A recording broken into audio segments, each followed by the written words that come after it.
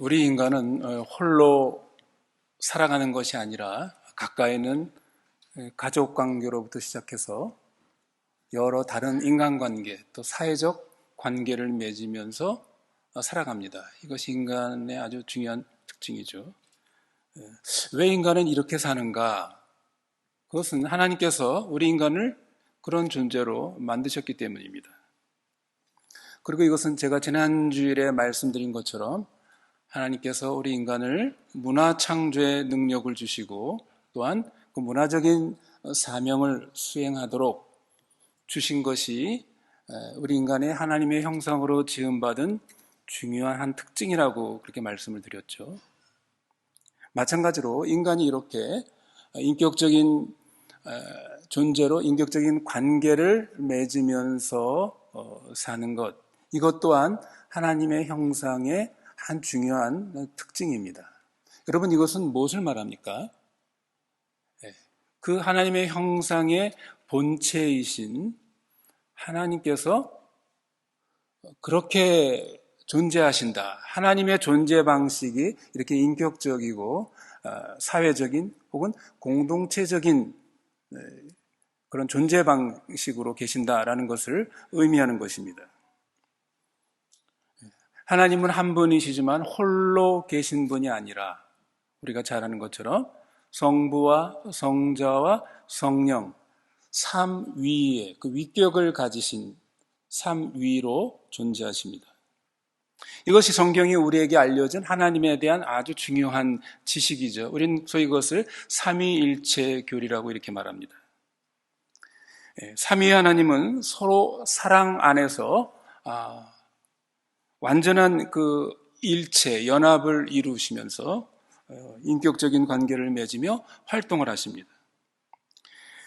이렇게 하나님의 형상으로 지음받은 우리들도 하나님의 관계처럼 사랑 안에서 우리 인간들이 서로 온전한 연합을 이루면서 또 친밀한 관계를 맺으며 살도록 그렇게 의도하신 것입니다. 그러나 어떻습니까? 우리가 창세기의 또한 말씀을 통해서 인간이 하나님께 불순종함으로 말미암아 이제 이러한 인간끼리의 연합과 친밀함의 관계가 죄로 말미암아 이제 깨지게 되죠. 그래서 미움과 다툼, 분열의 모습이 가정과 사회와 국가 간으로 확대 발전하는 것이 우리가 보는 이 인류의 역사입니다. 그런데 여러분, 우리가 이러한 인간관계의 문제는 인간의 죄로부터 근원되긴 했지만 그러나 여기에는 여러 가지 복합적인 요인들에 의해서 발생합니다. 이렇게 인간관계를 파괴시키는 여러 요인들 가운데 그 중에 하나가 무엇인가? 그 중에 하나는 바로 오늘 우리가 함께 살펴보려고 하는 우리가 상대방을 판단하고 비판하고 비방하는 그런 문제와 관련되어 있습니다. 그것은 이론이 아니라 우리의 경험으로도 이것을 알 수가 있습니다. 성도 여러분, 생각해 보십시오. 우리의 인간관계 가운데서 서로 친밀하고 좋은 관계를 맺다가 언젠가부터 서로 힘들어지는, 그래서 아주 소원할 뿐만 아니라 미워하는 이런 관계가 나에게 있는가, 그런 것을 경험한 적이 있는가 한번 살펴보십시오. 그 이유가 무엇입니까? 상대방이 나에게 무슨 큰 어떤 도적질을 하거나 큰 사기를 치거나 혹은 나에게 어떤 큰 신체적인 상해를 가해서 그런 인간관계 문제가 생기고 파괴된 것입니까? 물론 그런 경우들도 있겠죠. 그러나 어떤 경우들 사소해 보이는 상대방의 어떤 그 비판적인 혹은 부정적인 말 한마디가 나에게 커다란 상처가 되어서 결국 관계가 깨지고 소원해지고 하는 이런 것들을 우리가 적지 않게 경험하게 됩니다. 오랜 시간 동안 쌓아온 좋은 관계가 어느 순간에 이렇게 소원해질 뿐만 아니라 미움의 관계로 전락되는 것은 참으로 안타깝고 슬픈 일이 아닐 수가 없습니다. 그리고 이런 문제에서 한번 이렇게 관계가 깨지면 다시 회복되기가 참으로 쉽지 않다는 것을 우린 또한 경험하게 됩니다. 그러므로 우리는 우리의 인간관계에서 주의할 점이 많이 있지만 그 중에서도 특히 이렇게 남을 우리가 내 잣대로 판단하고 비판하는 문제에 대해서 우리는 아주 신중하게 생각할 필요가 있는 것입니다. 그래서 오늘은 우리가 다른 사람을 이 비판하는 문제와 또 반대로 우리가 다른 사람으로부터 비판을 받을 때 우리 그리스도인은 어떠한 태도를 가져야 하는가에 대해서 이 하나님의 말씀을 우리가 살펴보고 거기서 교훈을 얻도록 하겠습니다. 오늘 이 본문의 말씀은 예수님께서 갈릴리 어느 산에 오르셔서 제자들에게 가르치신 소위 산상수훈의 말씀 중에 하나입니다. 여러분이 잘 아시는 것처럼 산상수훈은 마태복음 5장부터 7장에 이르기까지 주님이 교훈하신 말씀이죠. 이 산상수훈은 천국 백성은 어떤 사람이고 그의 삶의 특징은 어떤 특징을 가지고 있는가를 우리 주님께서 가르치신 그런 내용입니다. 예수님은 천국 백성의 삶을 마태복음 5장 48절에서 이렇게 요약하셨죠. 하늘에 계신 너의 아버지의 온전하심과 같이 너희도 온전하라. 여러분, 이게 무슨 말씀입니까? 이 말씀은 천국 백성은 이 세상의 51%의 다수결의 어떤 도덕률에 따르는 사람들이 아니라 하늘에 계신 온전하신 우리 아버지, 하나님의 마음과 성품을 본받아 살고 행동하는 사람들이다. 그런 사람이 되어야 한다라는 그런 뜻입니다. 그런데 예수님께서 이 산상수훈을 통해 주신 말씀 가운데 오늘 이 본문 7장 1절로 6절에 있는 말씀, 이 남을 판단하는 것, 비판하는 이 문제를 좀 다소 길게 언급하셨습니다. 이건 뭘 말합니까? 이 문제가 우리가 다른 사람과의 관계성에서 이 문제가 굉장히 중요한 문제임을 주님께서 우리에게 가르치신 것이 아닌가, 이것들을 우리가 생각해 볼 수가 있습니다. 먼저 여러분 오늘 본문 1절 2절을 다시 한번 보시기를 바랍니다. 비판을 받지 아니하려거든 비판하지 말라. 너희의 비판하는 그 비판으로 너희가 비판을 받을 것이요 너희의 헤아리는 그 헤아림으로 너희가 헤아림을 받을 것이니라. 여러분, 이 말씀은 다른 그 산상수훈의 가르침들 가운데서 우리가 아주 오해하기 쉬운 말씀입니다.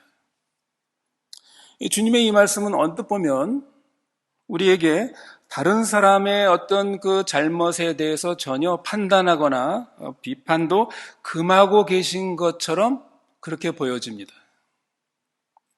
그래서 예를 들면 어떤 사람의 잘못된 행동에 대해서 누가 그것을 판단하고 비판할 때 혹은 당사자가 혹은 다른 사람이 야, 주님의 말씀에 여기 말씀에 다른 사람을 판단하지 말라고 그랬어.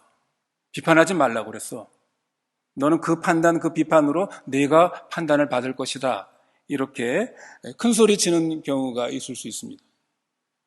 그러나 과연 오늘 본문 이 1절, 2절의 말씀이 주님이 그런 의미로 말씀하신 것인가? 어떠한 판단, 어떠한 비판도 해서는 안 된다. 그렇게 말씀하신 것인가? 주님이 여기서 판단하지 말라. 다른 사람을 너희가 비판하지 말라.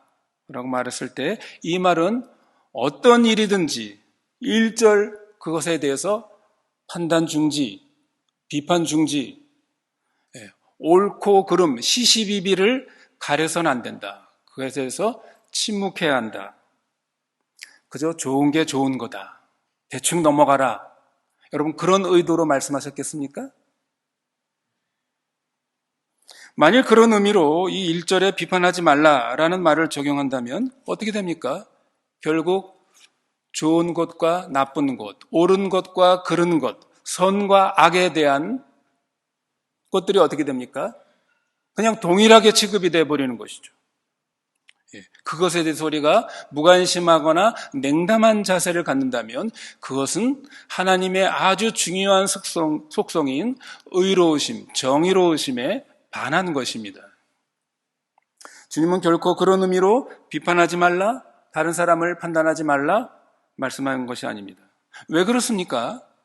6절 말씀을 보십시오. 6절에 보면 우리 주님께서는 어떤 사람의 어떤 행동에 대해서, 일에 대해서 분명한 우리의 판단력 혹은 분별력을 가질 것을 촉구하고 있기 때문입니다. 6절 말씀을 보십시오. 거룩한 것을 개에게 주지 말며 너의 진주를 돼지 앞에 던지지 말라. 저희가 그것을 발로 밟고 돌이켜 너희를 찢어 상할까 염려하라. 무슨 말씀입니까? 주님은 영적으로 볼 때 개와 돼지처럼 행동하는 사람들이 있다는 것이죠.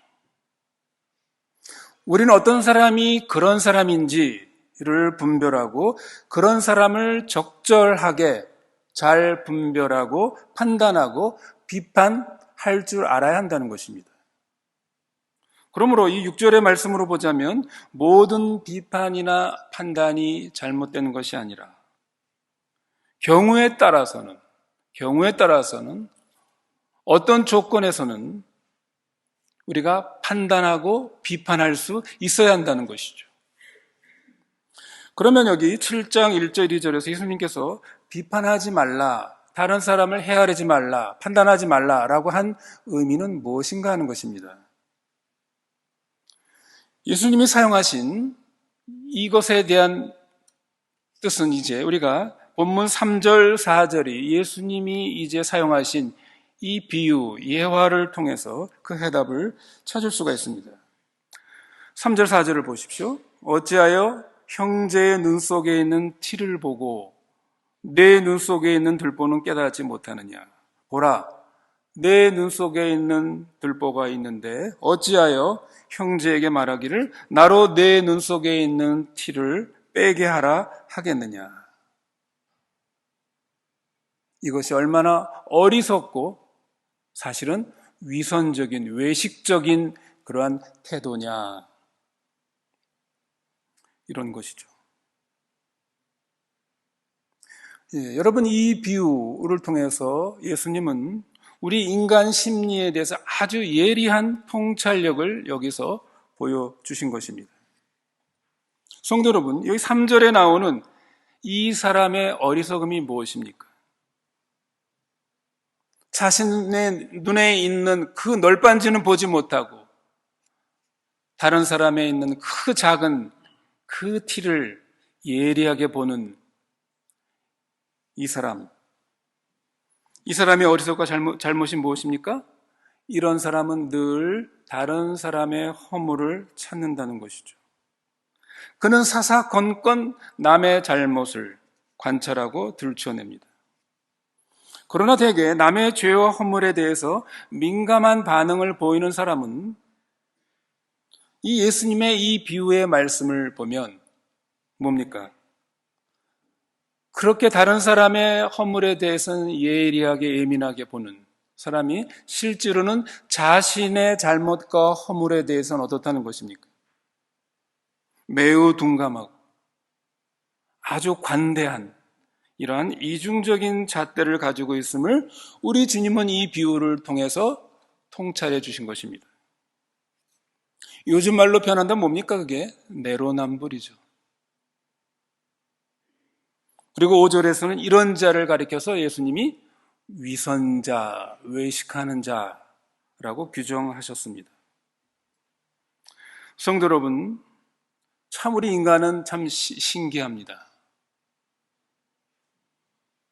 자기 자신 속에 있는 그 들보는 잘 보지 못하면서 다른 사람의 티는 어떻습니까? 우리가 그렇게 힘쓰고 애쓰지 않아도 잘 보이는 것. 이게 참 우리 인간의 그런 특성이 아닌가 합니다.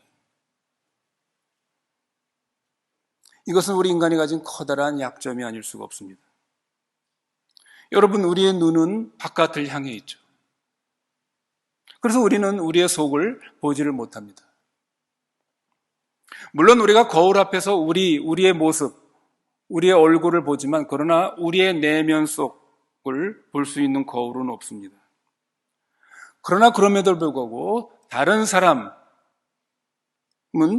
거울이 없이도 아주 잘 보이는 것이죠. 그러기에 우리는 다른 사람은 그렇게도 우리가 예리하게 비판하면서도 정작 우리 자신이 하나님 앞에서 얼마나 큰 죄인인가 이것을 깨닫기는 참으로 더딘 것입니다.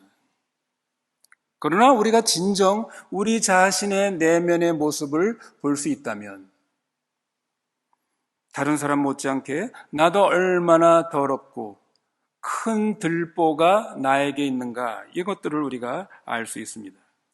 이렇듯 우리 인간은 죄로 말미암아 이기적이고 위선적인 존재가 되었습니다.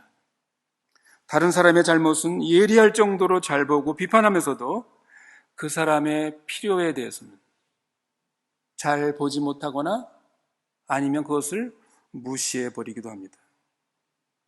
그러면서 어떻습니까? 반대로 나 자신의 잘못에 대해서는 잘 보지 못하면서 나 자신이 좋아하는 것, 필요에 대해서는 얼마나 우리가 그것을 잘 알고 잘 보고 또 그 필요를, 그 좋은 것을 취하기 위해서 우리가 얼마나 애쓰고 노력하는가. 만일 여러분 이것이 거꾸로 되어 있다면 얼마나 좋겠습니까? 다른 사람의 잘못은 잘 안 보이고 내 잘못은 얼마나 잘 보이고 다른 사람의 필요에 대해서는 아주 민감하면서 내 필요와 좋아하는 것에 대해서는 별로 관심이 없다고 한다면 여러분 그런 부부를 생각해 보십시오. 그런 가정을 생각해 보십시오. 아마 우리는 천사가 될 것입니다. 아니면 그 가정은 천국이 될 것입니다. 그러나 실상 우리는 본능적으로 자기중심적이고 이기주의자입니다. 여러분 이것이 성경이 말하는 인간의 그 죄된 본성의 핵심입니다. 그러므로 우리 모두는 어떤 의미에서 다 위선자입니다. 많은 경우 다른 사람을 판단하고 비판하는 우리의 그 내면의 그 어떤 그 동기를 깊이 살펴보면 그것을 소위 상담 심리학에서는 셀프 디펜스 메커니즘이라 이렇게 말을 하죠. 자기 방어 심리, 자기 방어 기제에서 나오는 경우가 아주 많다는 것입니다. 여러분, 자기 방어 전략 심리가 뭡니까? 자신의 어떤 잘못이나 열등감을 방어하기 위해서 어떻습니까? 우리들이 쓰는 자기 방어 전략이 뭡니까? 자기 자랑이죠. 교만한 것입니다. 내가 이런 사람이야. 난 이런 걸 가졌어. 라는 거를 자랑하는 사람은 사실 그 속에 열등감이 있다는 것입니다. 그리고 과도한 어떤 분노, 과도한 이런 비판, 이런 것들도 어떤 의미에서 자기 속에 내면 속에 있는 어떠한 그 잘못들, 약점들 이런 것들을 일종의 방어하고 감추는 그 방어 전략으로 오히려 그렇게 다른 사람에 대해서 아주 예리하고 과도한 이러한 어떤 분노나 이런 비판을 한다는 것입니다. 여러분 그런 이해가 성경에 나오죠. 대표적인 사람이 누굽니까? 바로 다윗입니다. 사무엘하 12장에 보면 이제 그 다윗이 그 바세바 사건이 있지 않았습니까? 그 사건 직후에 하나님께서 나단 선지자를 보내서 다윗의 죄를 지적하고 이제 그것을 이제 책망하는 이제 그 일을 하나님께서 하시죠. 나단이 다윗에게 와서 어떤 비유를 듭니까? 어느 마을에 큰 부자와 가난한 사람이 살고 있었는데 그 부자에겐 많은 양과 염소가 있고 가난한 사람은 오직 암양 하나밖에 없었습니다. 근데 그 부자에게 손님이 오니까 그 부자가 어떻게 했어요? 그 자기 소유의 많은 양 가운데 하나를 잡아서 대접하는 것이 아니라 그 가난한 사람의 그 하나밖에 없는 암양을 취에다가 그것으로 자기 손님을 대접했다. 이 비유를 다윗에게 하죠. 다윗의 반응이 어땠습니까? 그 사무엘하 12장 5절에 다윗이 그렇게 나단에게 말하죠. 다윗이 그 사람을 크게 노하여 나단에게 이르되 여호와의 사심을 가리켜 맹세하노니 이 일을 행한 사람은 마땅히 죽을 자라. 여러분, 다윗이 왜 이렇게 대노를 합니까? 그 부자가 맞는다는 것은 너무나도 그것은 끔찍한 일이고 두려운 일이 아닐 수 없기 때문입니다.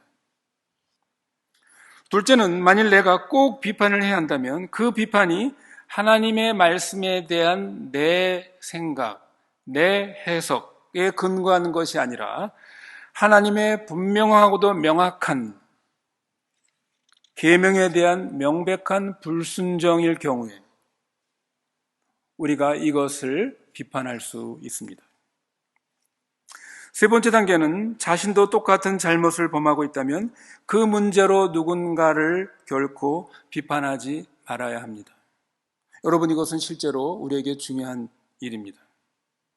나 자신도 그 문제에 떳떳하지 않으면서 다른 사람에게 대해서 그 문제를 가지고 거론한다면 여러분, 그것은 우리에게 그것이 바로 위선인 것이죠. 만일 우리 자신이 유사하거나 똑같은 나쁜 일을 하고 있으면서 다른 사람의 잘못을 말할 그런 자격이 없는 것입니다. 만일 여러분 우리가 이러한 태도를 가지고 이것을 우리가 실천한다면 서로 말미암는 여러 가지 인간관계의 문제가 해결될 것입니다. 물론 여기엔 그 모순과 긴장이 존재하기도 합니다. 우리가 완벽해야지만 비판할 수 있다고 한다면 여러분, 우리가 부모가 자녀를 양육할 때 어떻습니까? 우리 부모가 다 완벽해서 잘못이 없어서 자녀를 우리가 훈계할 수 있습니까? 그것은 아니죠. 그러나 그럼에도 불구하고 우리 부모는 그러니까 늘 먼저 우리 자신을 돌아봐야 되는 것입니다. 자녀 앞에서 내가 자녀에게 이러이러한 것을 훈계할 때 부모된 내가 과연 어떠한가? 우린 자신을 살필 필요가 있습니다. 네 번째 단계는 비판이 실제로 필요한지의 여부를 우리는 고려해야 합니다. 잘못을 지적하는 것보다 용서해주거나 저지른 잘못을 내가 참고 인내하는 것이 더 옳지 않을까. 이런 부분들을 우리는 고려해 봐야 합니다. 상대방의 잘못에 대해서 내가 몇 번이나 용서해 주리까? 베드로가 예수님께 질문했죠. 주님이 뭐라고 그랬습니까? 70번씩 7번이라도 용서해 주라 라고 말씀하신 것을 우리는 기억해야 합니다. 다섯 번째 단계입니다. 이것이 참 중요한 부분입니다. 우리가 누구를 판단하고 비판할 때 우리가 그렇게 하려는 우리의 내면을 살펴보면 그것이 나의 한 진실한 면일 수 있습니다. 이런 자세인 것이죠. 저는 죄인입니다. 왜 그렇습니까? 우리가 누군가로부터 비판과 비방을 들을 때 그것이 사실이거든지 아니면 왜곡되었을지라도 우리 중 누구라도 하나님 앞에서 우리는 의롭다함을 얻을 수 없는 그런 부족한 자요 죄인입니다. 심지어 나에 대한 다른 사람의 어떤 비판이 정당하지 않더라도 그 사람이 알지 못하는 내가 비판받아야 할 것들이 나에게 있음을 아는 것, 이것이 여러분 하나님을 믿는 사람의 태도입니다. 주님, 저는 죄인입니다. 모든 종류의 문제가 제게 있음을 고백합니다. 인정합니다. 라고 우리는 그렇게 고백해야 합니다. 여러분, 우리가 비판을 받을 때 하나님 앞에서 우리 자신을 낮춰야 합니다. 스스로 결백하다는 결론에 도달했을 때조차도 우리는 죄인입니다. 많은 다른 상황 속에서 우리는 여전히 여러 가지 연약과 부족을 가진 문제가 있는 그러한 죄를 우리는 발견하게 될 것입니다. 여러분, 이것이 우리가 비판을 받을 때 우리가 첫째로 배워야 할 교훈입니다. 바울은 고린도전서 4장 4절에서 이 문제를 아주 잘 다뤘죠. 뭐라고 말하고 있습니까? 그는 자신이 양심상 자책할 것이 없다 할지라도, 자기 양심상 결백하다 할지라도 그것이 하나님 앞에서 나를 의롭게 하지 못했다라고 그렇게 고백합니다. 4장 4절에 내가 자책할 아무것도 깨닫지 못하나 그러나 이를 인하여 의롭다함을 얻지 못하노라. 다만 나를 판단하실 이는 주시니라. 여러분, 이것은 우리에게도 마찬가지입니다. 둘째로는 우리가 하나님의 은혜로 들어가는 것입니다. 하나님의 자비로 피하는 것입니다. 우리는 하나님께 용서를 구하고 부르짖어야 합니다. 그리고 하나님의 약속을 붙잡아야 합니다. 사도 요한은 요한일서 1장 8절, 2장 1절에서 이렇게 말하고 있죠. 만일 우리가 죄 없다 하면 스스로 속이는 자라. 거기에 멈추지 않고 요한은 뭐라고 말합니까? 만일 누가 죄를 범하면 아버지 앞에서 우리에게 대언자가 있으니 곧 의로우신 예수 그리스도시라. 여러분, 이것은 우리가 비판을 받고 굉장한 우리에게 모욕감과 불쾌감이 있을 때 우리가 받을 수 있는 커다란 위로가 아닐 수가 없습니다. 여러분과 저는 그 하나님 아버지 앞에 대언자 한 분이 계십니다. 그는 의로우신 예수 그리스도시며 우리의 죄를 위한 화목 제물이 되신 분이십니다. 성도 여러분, 우리가 이 믿음, 이 신앙, 이 말씀을 깨닫고 이 말씀을 의지하는 것이 아주 중요합니다. 왜 그렇습니까? 우리가 비판을 받을 때 사탄이 이 때를 놓치지 않고 즉시 여기에 관여하여 우리를 시험에 빠지게 하기 때문입니다. 우리 자신과 우리의 양심, 하나님 앞에서 사탄은 고소하는 것을 좋아합니다. 그는 우리를 멸망시키고 어떻게 하든지 그리스도에 대한 확신을 파괴하려고 하는 것이 사탄의 전략입니다. 어떻게든지 우리를 그리스도의 시선에서 떼놓게 하고 그 문제에 집착하도록 만드는 것이죠. 우리가 이러한 점을 주의하지 않으면 항상 이러한 그 비판의 정서가 우리의 정서가 되어버리는 것을 조심해야 합니다. 우리가 비판에 직면할 때 나의 말, 나의 행동은 정당했다라는 것에 소망을 두지 마십시오. 우리의 유일한 소망은 예수 그리스도 한 분이십니다. 그분은 아버지 앞에서 나의 대언자시며 나의 죄를 위한 화목 제물이 되셨습니다. 따라서 우리가 비판을 받을 때 우리의 소망을 그리스도께 두고 하나님의 은혜로 우리가 피해야 합니다. 세 번째는 우리의 분노의 문제를 잘 처리해야 합니다. 우리는 비판받을 때 특히 그 비판이 정당하지 않다는 것을 안다면 우리에게는 상당한 분노를 갖게 됩니다. 그러나 성경은 우리에게 그것에 대해서 저항하지 말라고 그렇게 말합니다. 보통 사람은 비판을 받으면 어떻습니까? 즉각 저항하고 반격을 가하죠. 누가 이랬을까? 누가 이런 말을 했을까?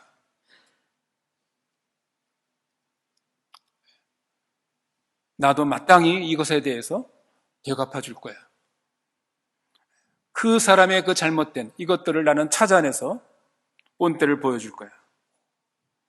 그러나 하나님께서는 받은 은혜를 받은 우리 그리스도인들, 이것을 우리는 다른 사람에게도 적용해야 된다고 말하고 있습니다.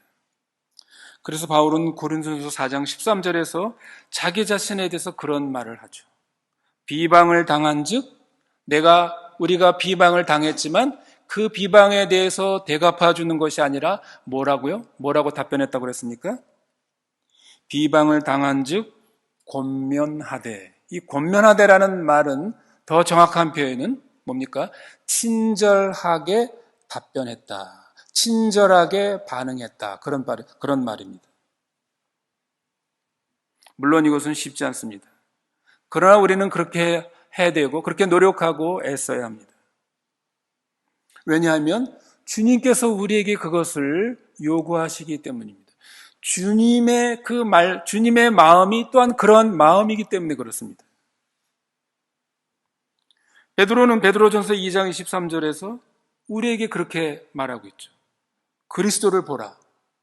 그는 욕을 받으시되 대신 욕하지 아니하시고 고난을 받으시되 위협하지 아니하시고 오직 공의로 심판하시는 자에게 부탁하시며, 하나님은 모든 것을 가장 정의롭게 판단하시는 하나님께 부탁하셨습니다. 그리고 자신을 비방하거나 욕을 하는 사람들을 반대로 비방하거나 헐뜯지 않으셨습니다. 여러분, 이처럼 우리도 주님처럼 어떤 원한이나 보복심을 갖지 말아야 합니다. 왜 그렇습니까? 원한과 이 보복의 마음은, 이것은 오히려 상대방을 파괴시키는 것이 아니라 그런 마음을 가진 우리 자신을 파괴하기 때문입니다. 여러분, 그것이 바로 사탄의 속임수임을 우리가 알아야 합니다.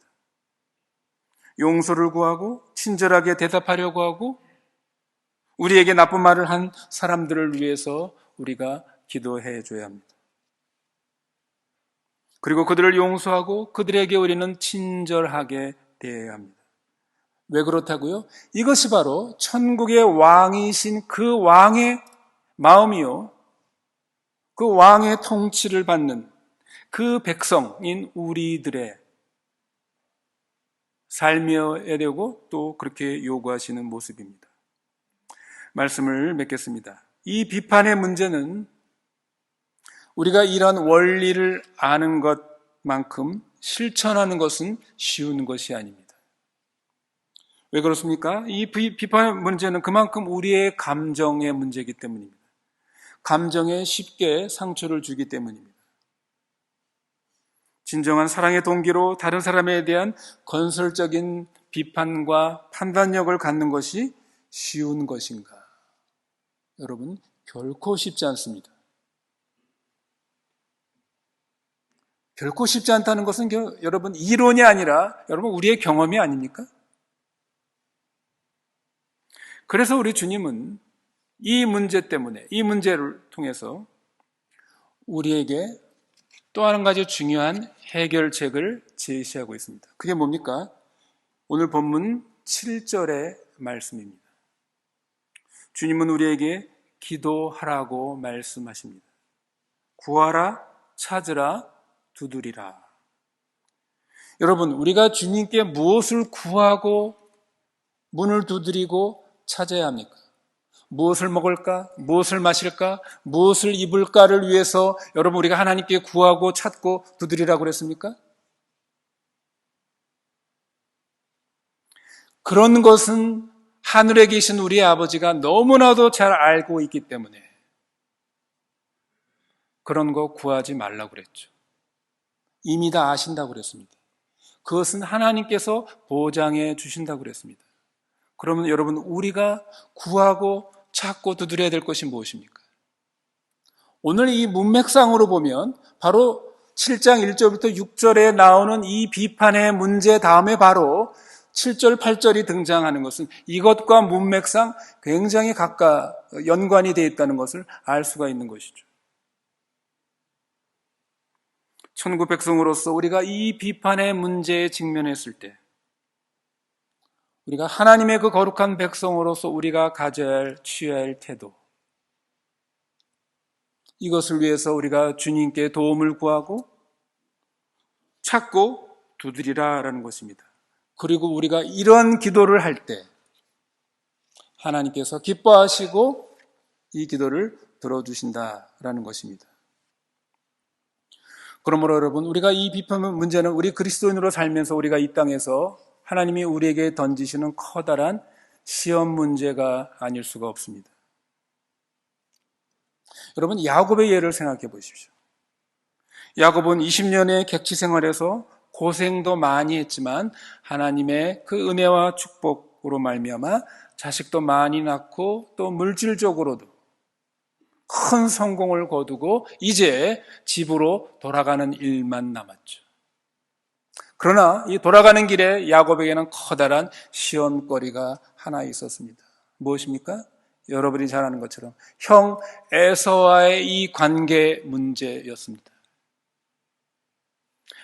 자기 형과 어떻게 이것을 화해할 것인가의 문제였죠. 그는 여러 가지 방도를 써봤지만 만족스럽지 않았습니다. 결국 야곱은 최후로 약복 강가에서 하나님과 이 문제를 가지고 씨름하는 장면이 야곱의 마지막 그 인생 가운데서 이제 기록되어 있습니다. 야곱은 자신이 당면한 그 문제를 가지고 하나님께 구하고 찾고 두드리는 이 기도의 씨름을 하게 됩니다.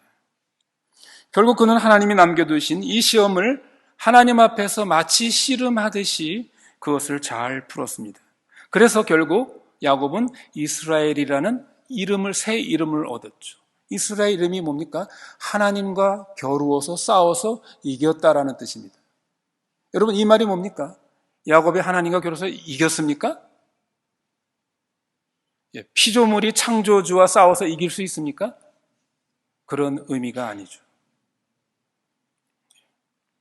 이것은 하나님께서 던지신 이 시험의 문제를 야곱이 잘 풀었다는 것입니다. 어떻게 해요? 하나님을 전적으로 의지하고 하나님께 맡기고